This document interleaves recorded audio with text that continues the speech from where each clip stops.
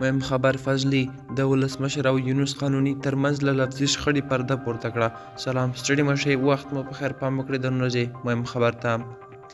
د پخواني جمهوري نظام د چارو ادارې مشر فضل محمد فضلي د کابل له سقوط څو ورځې وړاندې په ارګ کې د ولسمشر محمد اشرف غني او جمعیت ګوند د مخکښ غړي یونس قانوني ترمنځ له لفظي شخړې پرده پورته کړې ده.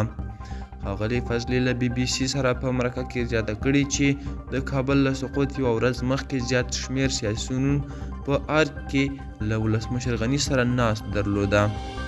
د سیاسیونو له ډلې یونس قانوني ولسمشر ته وویل چې موږ سبا پاکستان ته سفر لرو، د دې غونډې تصمیم او تاییدي به له ځانه سره هلته یوسو. له دې سره جوخت ولسمشر په غوسه کې غبرګون وښود او ټینګار یې وکړ، تاسو په کومو سترګو هغه ځای ته روان یاست چې نیابتي ډله یې هره ورځ ولسوالۍ او ولایتونه سقوطوي. له دې سره ولسمشر محمد اشرف غني خواشینی شو او روانه جلسه یې ترک کړه.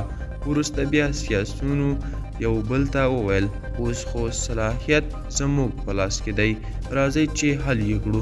فضلي همداراز په دې مرکه کې وویلي چې د دوحې قرارداد د سولې لپاره نه و، بلکې له افغانستانه د بهرنیو ځواکونو د وتلو په خاطر لاسلیک شو.